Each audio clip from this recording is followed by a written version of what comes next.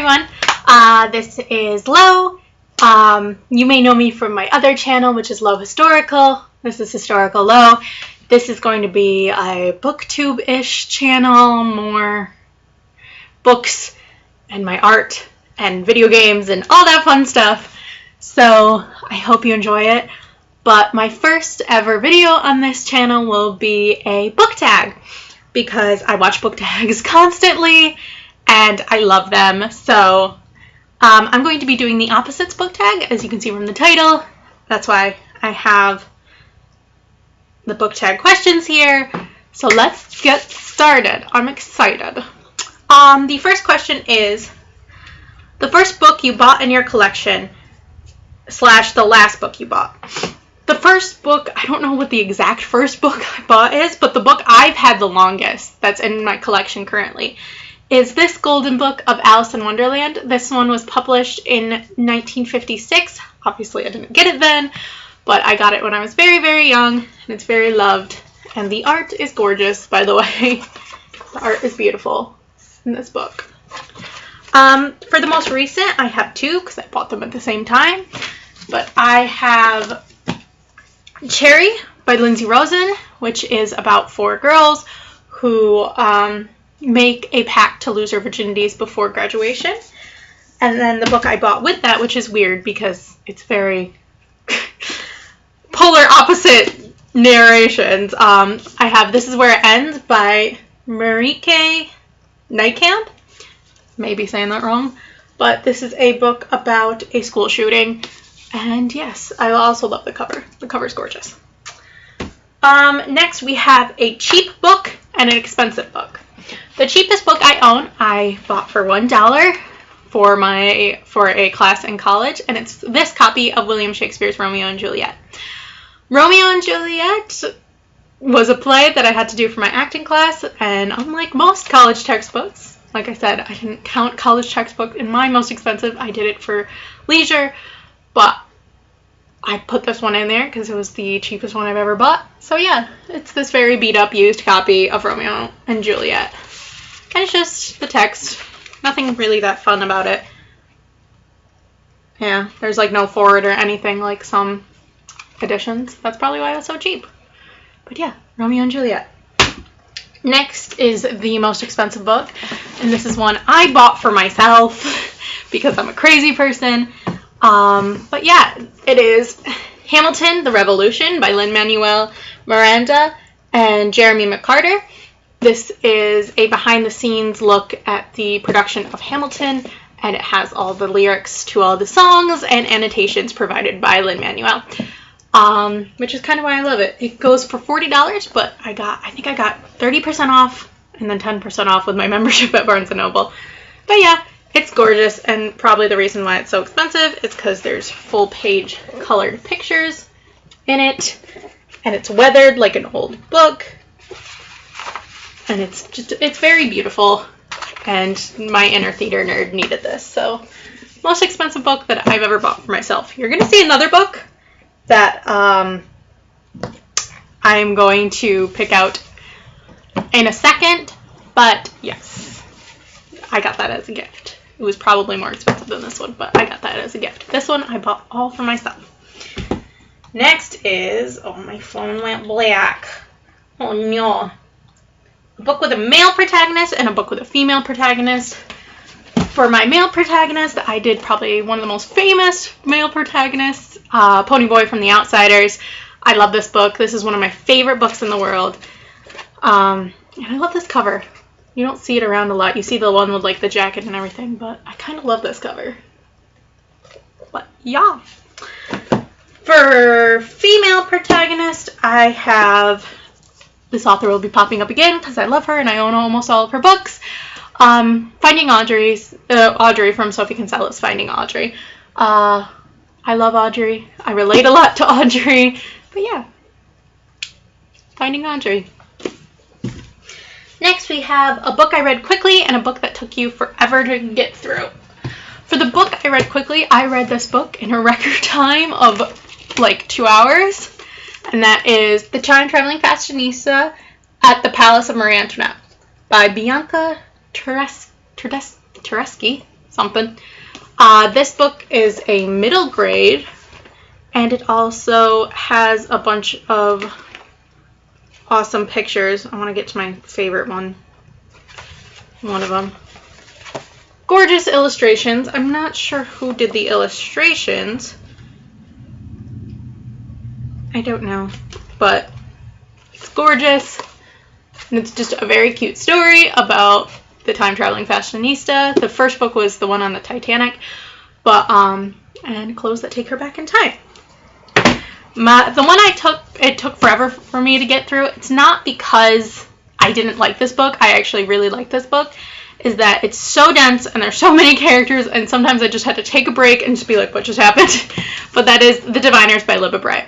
Libba Bray's writing, I kind of have a love-hate relationship with. I love the way she writes characters, but sometimes it's very hard to read her books just because of the way she writes. But don't get me wrong, I love The Diviners. I want to pick up Layer of Dreams, and I'm glad that I waited and got the paperback so I can have the matching covers, because that's really important to me. But yeah, The Diviners. I realized I didn't pick out a book for one of them. I was just looking at that. So let's see. Just for my shelf. I think I have one. Because the next one I am pretty sure is a pretty color and a cover. Pretty cover and an ugly cover. For my ugly cover, the one that I just picked out because I forgot to pick one, would be this copy of The House of Seven Gables by Nathaniel Hawthorne. I don't think this is particularly ugly. It's just on my shelf. It's the least appealing. It's just bronze and the picture of the house. I did buy this at the Seven Gables house, so maybe that's why it just has the picture of the house. But I just think it's kind of boring. Kind of simple. Whatever. Especially when it's compared to my pretty book. This is the book I was talking about that I got for Christmas, and I am obsessed with it, and it's beautiful and everything. But it's Annotated Alice by Lewis Carroll, edited by Martin Gardner, and expanded and updated upon by Mark Bernstein for the 150th anniversary edition. This is a hunk of book. It's gorgeous. This cover is gorgeous. The spine is gorgeous. The back is gorgeous. And my favorite thing in the world with hardcover books, it's even gorgeous while naked with the silhouette of Alice. I love this book. I love just staring at this book, looking at the front of this book. It's beautiful. If you have any interest in Alice in Wonderland like I do, definitely pick this up. It's a little bit more on the expensive side, but the amount of content you get in it, like, totally justifies the price. You get both Through the Looking Glass and Alice's Adventures in Wonderland. And throughout there, they have the original illustrations, and then they have different illustrations from different time periods. They have some from the 1920s, and, like, just different people. This one's from 1949, of Father William, the Father William section. And I just find that extremely interesting, and it has a bunch of other different things from Lewis Carroll's life that has to do with the book. Like, it has a never before published portrait of his mother for 100 new or updated annotations, 100 new illustrations in vibrant color. It's a wonderful read. But yeah, and a pretty cover. I love this book so much. Yes, if you've noticed, I'm wearing gym shorts and they don't match my shirt. And I was kind of hoping no one would see that, but that didn't work out too well for me. Apparently. The next one is a national book and an international book. For my international book, I tried to find one that was translated into English. And this is Diary of a Young Girl by Anne Frank. This one's with an introduction by Eleanor Roosevelt. Obviously, this was written in German, I believe. I believe it was written in German.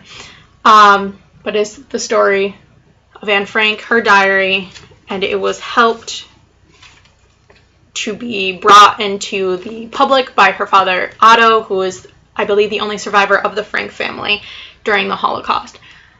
Very sad story, very important story, but yes, international book.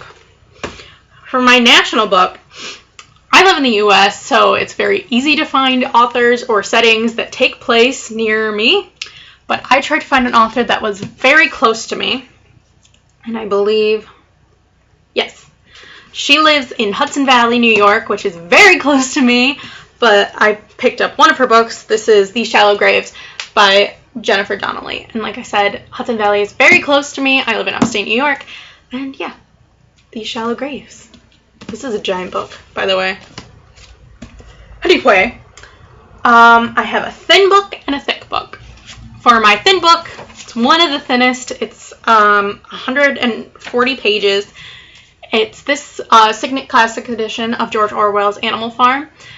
I tried to pick a thin book that packed a lot of punch. I also had Living Dead Girl, but I saw a lot of people use that one for this. So I talked about Animal Farm. It's small and it packs the punch.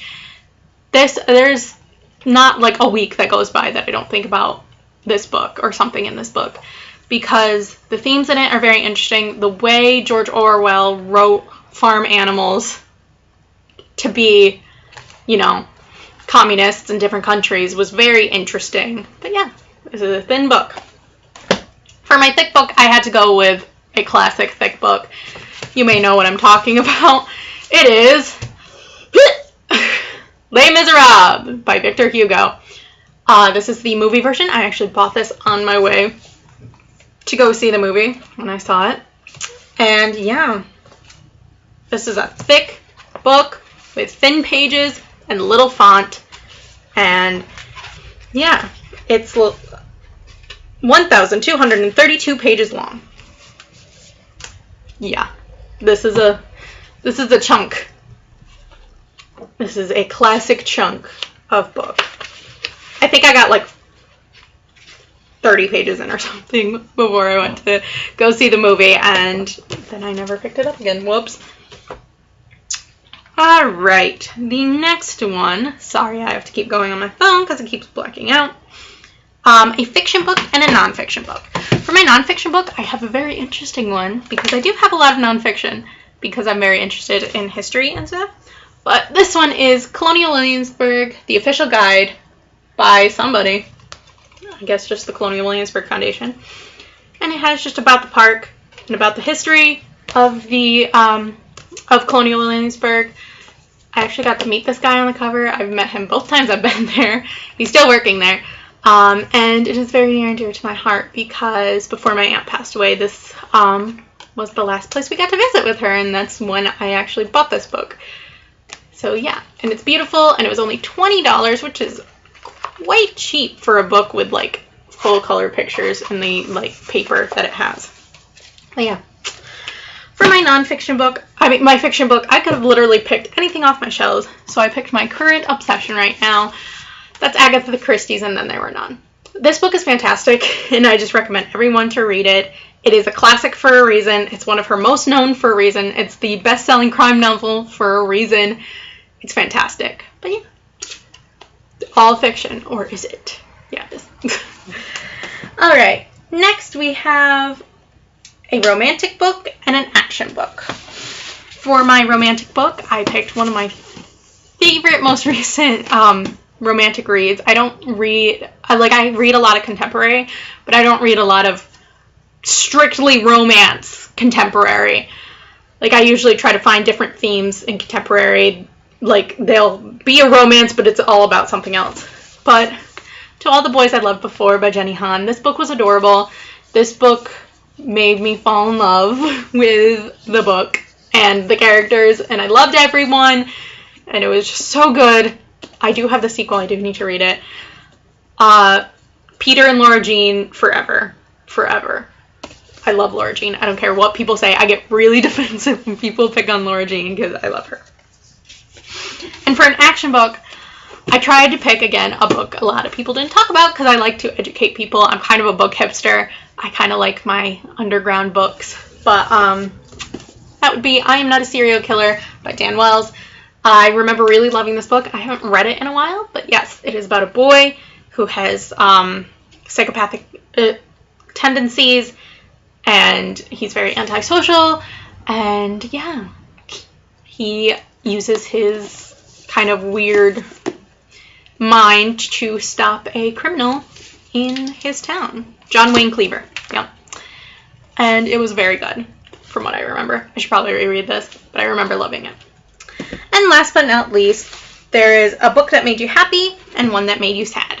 Again, I tried to pick different books, but I know a lot of people will choose this author for who makes them happy. I just picked Sophie Kinsella's I've Got Your Number. I would recommend any Sophie Kinsella book to make you happy because her writing is beautiful and they're like little rom-coms in book form and I love it.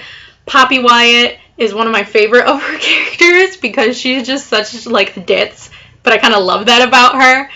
And yeah, this is just a very cute story about how Poppy and a businessman meet because she finds a phone in the trash and it's adorable and I love it, and even just thinking about it makes me smile. And for a book that made me sad, I could of course go with one of the ones I have on my shelf, which is Fault in Our Stars, but a lot of people have said that, so I went for a book that a lot of people might not know, but this is Tiger Lily by Jodi Lynn Anderson. It's a retelling of Peter Pan from the point of view of Tiger Lily, but it's told from Tinkerbell's view of what is happening. Tiger Lily is the main focus of the story, but the one telling you the story is Tinkerbell, if that makes any sense at all. But obviously, if you know the story of Peter Pan, Tiger Lily does not get to be Peter Pan's leading lady, and it's just about that, and it made me cry a little bit. I was actually, when I was working at my college bookstore, it's when I read this, and I read this on my lunch break, and I had to go back to my job, like holding back tears, and I didn't want my boss to be like, "Why are you crying?" and me to be like, because Tiger Lily didn't get to be with Peter Pan." Like, I couldn't do that. But yeah, a book that made me sad. Thank you guys for coming on this new journey with me. Yeah, this was my first book tag. Thanks for joining me. I will probably be shooting more book tags, so if you see this sweater and this angle, you'll know why. But, alright, it's almost been 18 minutes. Alright, bye!